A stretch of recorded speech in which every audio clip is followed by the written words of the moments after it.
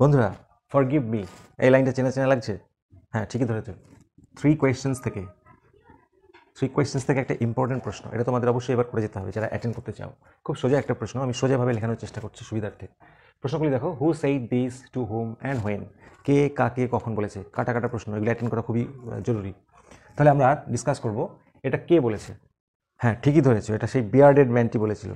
তাহলে আমরা কিভাবে লিখব? আমরা লিখব in Leo Tolstoy's story, three questions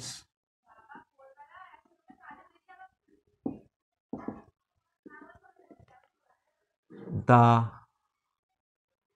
wounded মানে আহত bearded man, আহত দাড়িওয়ালা লোকটি বলেছিল। শুধু দাড়িওয়ালা বলে কেমন একটা লাগছে। আহত দাড়িওয়ালা লোকটি বলেছিল কাকে? said this to the czar, কখন? আমরা লিখব when দিয়ে কখন বলেছিল সেটা একটু লিখব। আচ্ছা, কখন বলেছিল? যখন সে জেগে উঠেছিল সারা রাত বিশ্রামের পরে।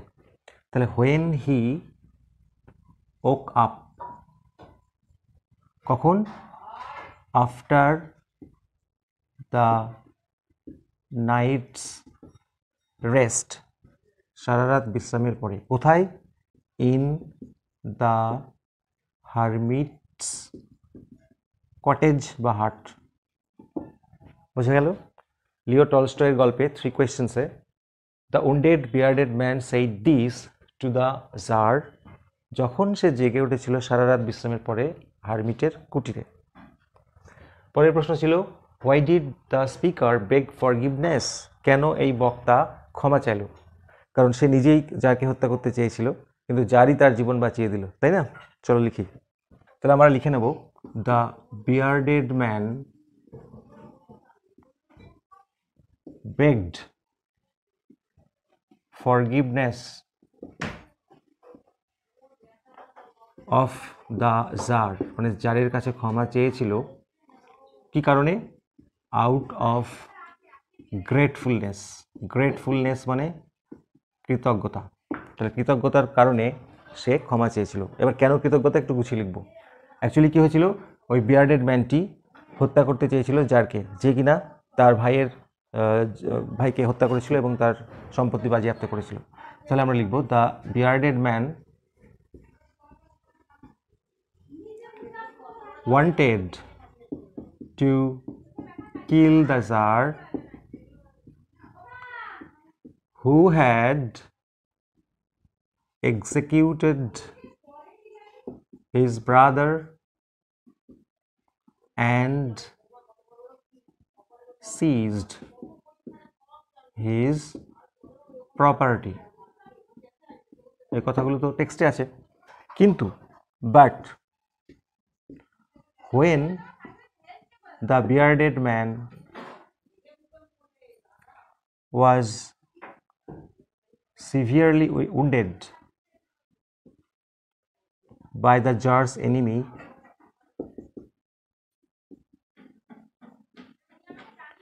and was bleeding to death, অর্থাৎ রক্তপাত হয়ে মারাই যাচ্ছিল, তখন জার কি করেছিল? The Tsar nursed him, তার শুশ্রূষা করেছিল, and saved his life. তো এই সমস্ত কারণে বিয়ার্ডেড ম্যান ক্ষমা চেয়েছিল জারের কাছে, কারণ জার তার জীবন বাঁচিয়েছিল। তারপরে প্রশ্ন, হাউ ওয়াজ হি ফরগিভেন, তাকে কি করে ক্ষমা করা হলো? বা প্রশ্নটাই ঘুরে আসতে পারে, how did the tsar forgive him, কিভাবে তাকে ক্ষমা করলেন? তাহলে আমরা লিখব the tsar was glad, tsar আনন্দিত হয়েছিল, to have made peace with his enemy so easily, এত সহজেই শত্রুর সঙ্গে শান্তি চুক্তি হওয়ায় সে খুব আনন্দিত হয়েছিল। তারপরে সে বন্ধুত্ব করেছিল। He made friendship with him, তার সাথে বন্ধুত্ব হয়েছিল। and forgave him.